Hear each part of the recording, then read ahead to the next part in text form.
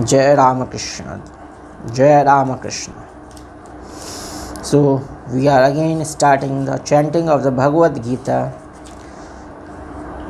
chapter 2. It would be from verse 26. It shall be. So, अथ ध्यानम् शान्ताकारं भुजगशयनं पद्मनाभं सुरेशं विश्वाधारं गगनसदृशं मेघवर्णं शुभांगं लक्ष्मीकान्तं कमलनयनं योगिभिर्ध्यानगम्यं वन्दे विष्णुं भवभयहरं सर्वलोकैकनाथम्. So it's verse 26, chapter 2. अथ चैनं नित्यजातं नित्यं वा मन्यसे मृतं तथापि त्वं महाबाहो नैवं शोचितुमर्हसि. किंतु यदि तू इस आत्मा को सदा जन्मने वाला तथा सदा मरने वाला मानता हो तो भी हे महाबाहो तो इस प्रकार शोक करने को योग्य नहीं है. जातस्य हि ध्रुवो मृत्यु ध्रुवं जनमृतस्य च तस्मादपि हार्य अर्थे नात्वमशोचितुमर्हसि.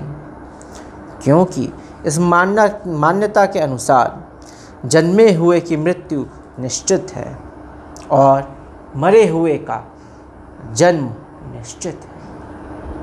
इससे भी इस बिना उपाय वाले विषय में तू शोक करने को योग्य नहीं है.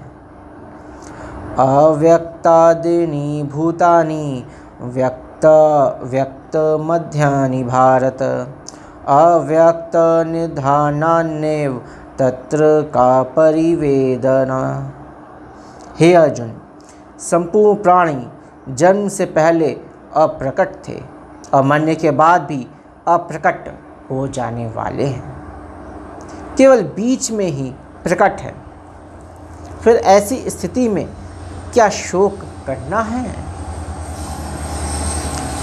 आश्चर्यवत् पश्यति कश्चिदेनमाश्चर्य वदति तथैव चान्यः आश्चर्यवच्च चान्यमन्यः शृणोति श्रुत्वापनेन वेद नाचैव कश्चित्. क्योंकि हे महापुरुष, क्योंकि कोई एक महापुरुष ही इस आत्मा को आश्चर्य की भांति देखता है और वैसे ही दूसरा कोई महापुरुष ही इसके तत्व का आश्चर्य की भांति वर्णन करता है तथा दूसरा कोई अधिकारी पुरुष ही इसे आश्चर्य की भांति सुनता है और कोई तो सुनकर भी इसको नहीं जानता. देहि नित्यं वध्यो अयं देहे सर्वस्य भारत तस्मात् सर्वाणि भूतानि नात्वमशोचितुमर्हसि. हे अर्जुन, यह आत्मा सबके शरीरों में सदा ही अवद्ध है. इस कारण संपूर्ण प्राणियों के लिए तो शोक करने के योग्य नहीं है. स्वधर्ममपि चावेक्ष्य नाविकम्पति तुमर्हसि धर्मायद्धि युधाच्छेद्यो अनन्तशत्रुम्यस्य न विद्यते. तथा अपने धर्म को देखकर भी तू भय करने योग्य नहीं है, अर्थात तुझे भय नहीं करना चाहिए. क्योंकि क्षत्रिय के लिए धर्मयुक्त युद्ध से बढ़कर उसका कोई कल्याणकारी कर्तव्य नहीं है. यदक्षोपन्नम स्वर्गद्वारम अपावृतम सुखीना क्षत्रिया पार्थ लभन्ते युद्धिम दशम.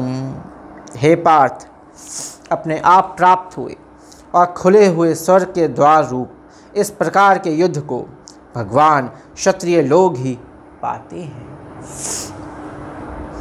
अथ चेतविमं धर्म्यं संग्रामं न करिष्यसि ततः स्वधर्मकीर्तिं च हित्वा पापम वाप्स्यसि।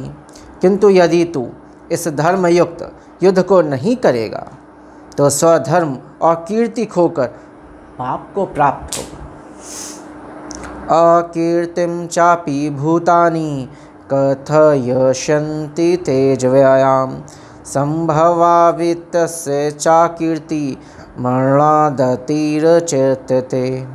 तथा सब लोग तेरी बहुत काल तक रहने वाली अपकीर्ति का भी कथन करेंगे, और माननीय पुरुष के लिए अपकीर्ति मरण से भी बढ़कर है। भ्याद्राणादुपरतं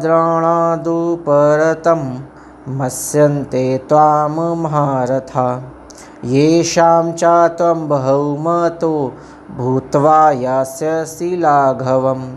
और जिनकी दृष्टि में तू पहले बहुत सम्मानित होकर अब लघुता को प्राप्त होगा, वे महारथी लोग तुझे भय के कारण युद्ध से हटा हुआ मानेंगे। आवाच वादाश्च बहून् वदिष्यन्ति त्वाहिता निन्दन्तत् सामर्थ्य ततो दुःखतरं न कुरु।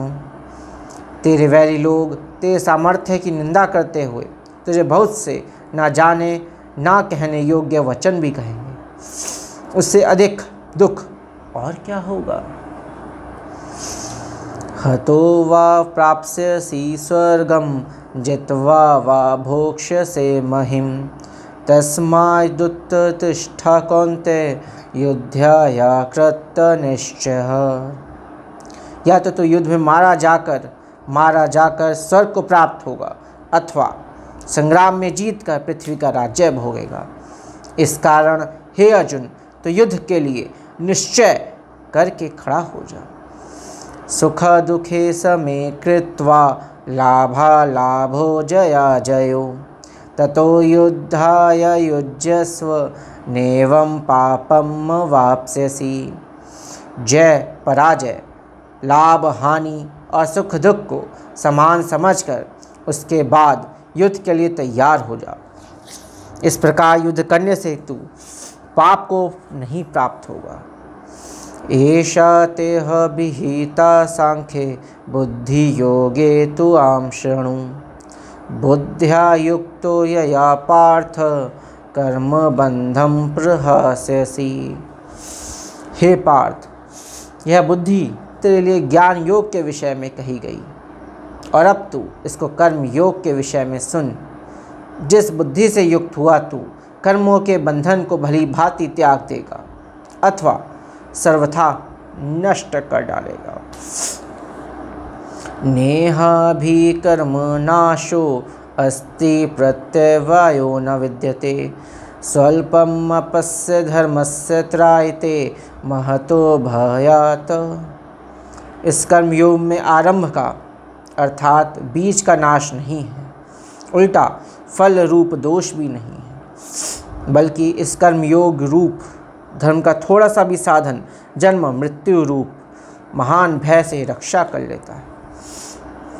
व्यवसायात्मिका बुद्धिर्के कुरु नंदन बहुशाखा हांतश्च बुद्ध्यो अव्यसीनाम। हे अर्जुन, इस कर्म योग में निश्चयात्मिका का बुद्धि एक ही होती है, किंतु अस्थिर विचार वाले विवेकहीन सकाम मनुष्यों की बुद्धियाँ निश्चय ही बहुत भेदों वाली और अनंत होती हैं। यामी माम पुष्पिताम वाचम प्रवदन्त्य विपिश्चिता वेदवादरता पार्थ नान्यदस्ति निवादिनः। कामातन मानः स्वर्गपराजन्म कर्म फलप्रदां क्रिया विशेष बहुलाम भोग्येभ्युर् गतिं प्रति भोगश्चर्य प्रसाक्तानां त्यापहर्ते चेतसां व्यवसायत्मिका बुद्धि समाधो न विधीयते। हे अर्जुन, जो भोगों में तन्मय हो रहे हैं, जो कर्म फल के प्रशंसक वेद वाक्यों में ही प्रीति रखते हैं, जिनकी बुद्धि में स्वर्ग ही परम प्राप्य वस्तु है और स्वर्ग से बढ़कर दूसरी कोई वस्तु ही नहीं है। ऐसा कहने वाले हैं वे अविवेकी जन इस प्रकार की जिस पुष्पित अर्थात दिखाऊ शोभायुक्त वाणी को कहा करते हैं, जो कि जन्म रूप कर्म फल देने वाली एवं भोग तथा ऐश्वर्य की प्राप्ति के लिए नाना प्रकार की बहुत सी क्रियाओं का वर्णन करने वाली है। उस वाणी द्वारा जिनका चित्त हर लिया गया है, जो भोग और ऐश्वर्य में अत्यंत आसक्त है, उन पुरुषों की परमात्मा में निश्चयात्मिका बुद्धि नहीं होती। त्रिगुण विषया वेदा निस्त्रिगुणो भवार्जुना निद्रंदो नित्य सत्वस्थो निर्योग क्षेम आत्मवान। हे अर्जुन, वेद उपयुक्त प्रकार से तीनों गुणों के कार्य रूप समस्त भोगों एवं उनके साधनों का प्रतिपादन करने वाले हैं। इसलिए तू उन भोगों एवं उनके साधनों में आसक्तिहीन, हर्ष शोकादि द्वंद्वों से रहित नित्य वस्तु परमात्मा में स्थित योग क्षेम को ना चाहने वाला और स्वाधीन अंतःकरण वाला हो। यावानर्थ उदपाने सर्वतः समुप्लतोदके तावान सर्वेषु वेदेषु ब्राह्मणस्य विजानतः।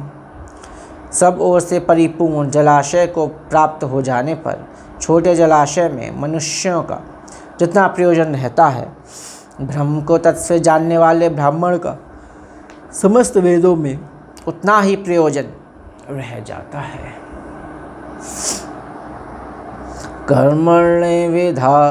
कर्मण्येवाधिकारस्ते मा फलेषु कदाचन मा कर्म फल हेतु भूर्मा ते संज्ञोस्तव कर्मणि। तेरा कर्म करने में ही अधिकार है, उसके फलों में कभी नहीं। इसलिए तू कर्मों के फल का हेतु मत हो तथा तेरा कर्म ना करने में भी आसक्ति ना हो। योगस्थः कुरु कर्माणि संगम त्यक्त्वा धनंजय सिद्ध्या सिद्ध्यो समो भूत्वा समत्वम योग उच्यते। हे धनंजय, तू आसक्ति को त्याग कर तथा सिद्धि और असिद्धि में समान बुद्धि वाला होकर योग में स्थित हुआ कर्तव्य कर्मों को कर। समत्वम ही योग कहलाता है। समत्वम योग उच्यते।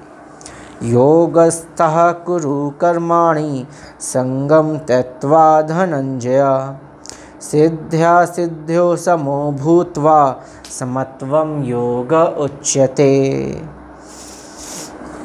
योगस्थः कुरु कर्माणि संगम त्यक्त्वा धनंजय सिद्ध्या सिद्ध्यो समो भूत्वा समत्वम योग उच्यते।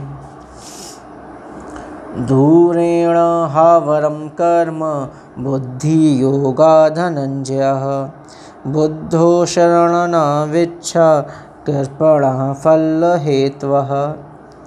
इस समत्व रूप बुद्धि योग से सकाम कर्म अत्यंत ही निम्न श्रेणी का है। इसलिए हे धनंजय, तू समबुद्धि में ही रक्षा का उपाय ढूंढ, अर्थात बुद्धि योग का ही आश्रय ग्रहण कर, क्योंकि फल के हेतु बनने वाले अत्यंत दीन हैं। बुद्धि युक्तो जहातीह उभेषु कृत दुष्कृते तस्माद् योगायुज्यसु योगः कर्मसु कौशलम्। समबुद्धि युक्त पुरुष पुण्य और पाप दोनों को इसी लोक में त्याग देता है, अर्थात उनसे मुक्त हो जाता है। इससे तू समत्व रूप योग में लग जा। यह समत्व रूप योग ही कर्मों में कुशलता है, अर्थात कर्म बंधन से छूटने का उपाय है। बुद्धि युक्तो जहातीह उभेषु कृत दुष्कृते तस्माद् योगाय युज्यस्व योगः कर्मसु कौशलम्। कर्मजं